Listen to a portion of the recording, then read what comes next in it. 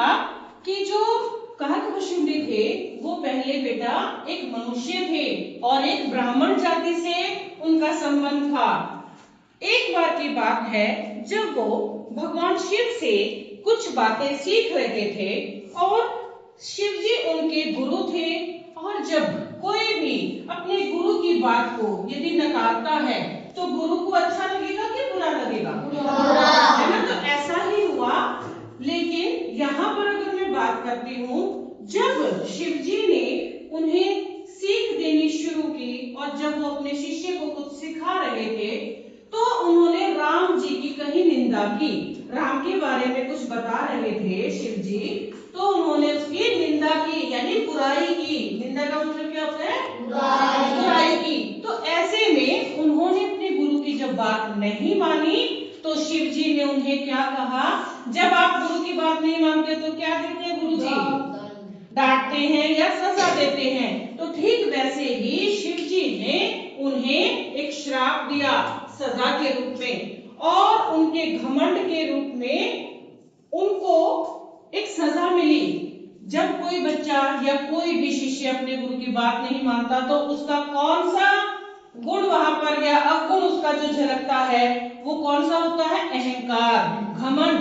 तो उस घमंड के चलते उन्होंने किसको? कौवे को क्या, सॉरी ब्राह्मण जी को क्या कहा कि आप कौवा बन जाओगे आगे से। ठीक है? तो एक तरह से एक सजा थी और एक सीख के रूप में एक सजा दी, यानी कि श्राप दे दिया और उन्हें समझाने के लिए ताकि वो आगे से ऐसा ना करे। और उन्हें क्या कहा कि तुम कौवे के रूप में जन्म लोगे। और बेटा बाद में क्या हुआ कि जो ब्राह्मण के रूप में जो मनुष्य थे, जो राम भक्त थे, शिव जी के शिष्य थे, फिर क्या हुआ कि उनका जो है जन्म किस रूप में हुआ? कौवे रूप में, और वो कौवा बन गए। लेकिन उनकी एक अच्छी बात क्या हुई, उन्होंने अपने गुरु की सजा को सजा ना मानकर क्या माना? सीख। क्या माना? सीख। उन्होंने सोचा कि मुझे जो जन्म मिला है मैं इसी जन्म में राम की भक्ति भी करूंगा और अपने गुरु की बताई बातों पर भी चलूंगा, जिससे मेरी गलती का जो है पश्चाताप हो जाएगा। ठीक है? तो भगवान राम की भक्ति, उन्होंने कहा कि मैं राम की भक्ति नहीं छोड़ूंगा। और बच्चों, कौवे के रूप में उनका एक नया जीवन शुरू हुआ और उस जीवन में उन्होंने राम को अपना सर्वस्व माना और राम की भक्ति उन्होंने स्वीकार की और राम की भक्ति वो करने लग गए। और उन्हें भगवान का आशीर्वाद मिला, और आशीर्वाद मिलने के बाद उन्हें क्या वरदान मिला कि वो बहुत ही ज्ञानी बन गए और उन्हें कई युगों तक जीने का वरदान मिला।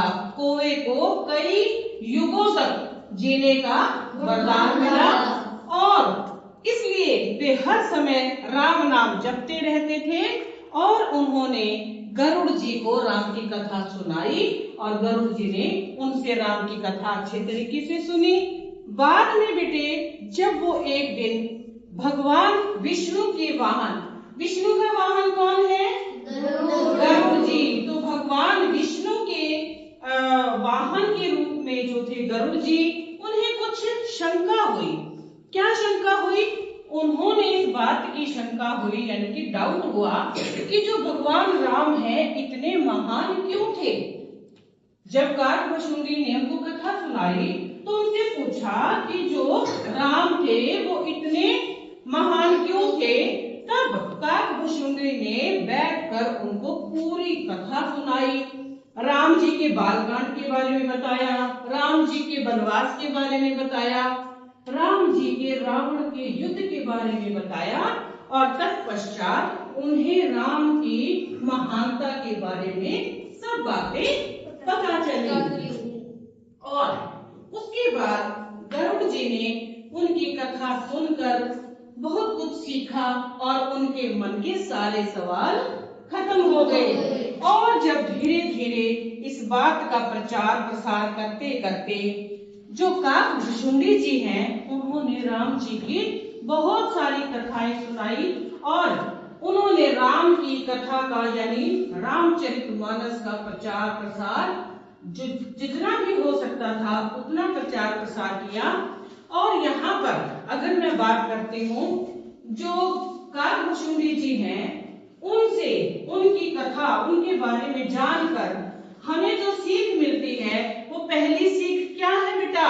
हमें कभी भी अहंकार नहीं करना चाहिए, हमें अपने गुरु की बात माननी चाहिए, और कैसी भी परिस्थिति हो, हम यदि अपने गुरु की बात मानते हैं तो हमारा गुरु हमारी हर स्थिति में रक्षा करता है, हमारे अंधकार में हमें ज्ञान की रोशनी देता है।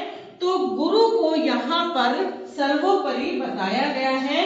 और बच्चे, सच्ची भक्ति इंसान को महान बना देती है। इसी बात के साथ मैं यहाँ पर दो बातें और आपके साथ जोड़ती हूँ कि जो गुरु का ज्ञान है बेटे, वो भगवान से भी ऊंचा रखा गया है। स्वयं कबीरदास जी ने भी कहा है, गुरु गोविंद दो खड़े काके लागू पाए, बलिहारी गुरु आपने जिन गोविंद दियो मिलाए।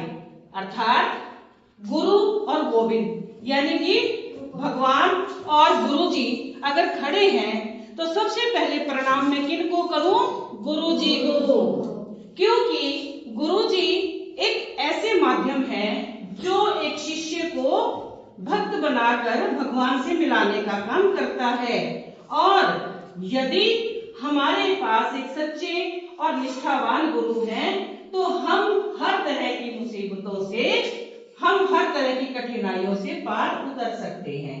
तो बच्चों, आपको समझ आई कि हमें अहंकार नहीं करना चाहिए और हमें अपने गुरु को, हमारे जो गुरु ने जो बातें सिखाई हैं उन सभी बातों को हमें समझना चाहिए, मानना चाहिए।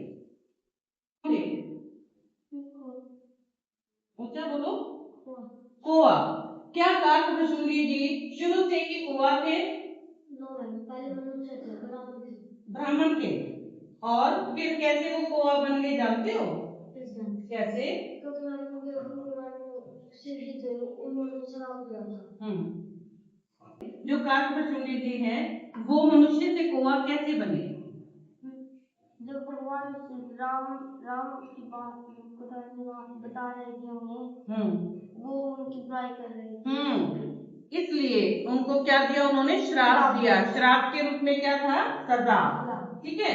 हाँ बेटे, जो काकभुशुंडी जी कोआ के रूप में बने तो उससे क्या सीख मिलती है? कि हमें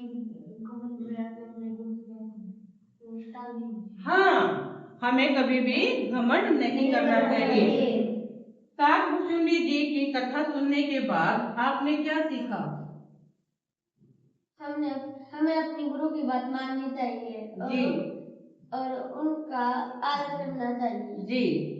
वेरी गुड, क्या बात करोगे? Yes sir. हाँ जी, किसी भी परिस्थिति में अगर आप अपने गुरु को याद करते हो तो क्या आप अपनी उस परिस्थिति से, कठिनाई से निकल सकते हो? Yes ma'am. कैसे? कैसे परिस्थिति में ना गुरु हमारा साथ जरूर देते हैं। ये विश्वास है आपको? यस। वेरी गुड, शाबाश।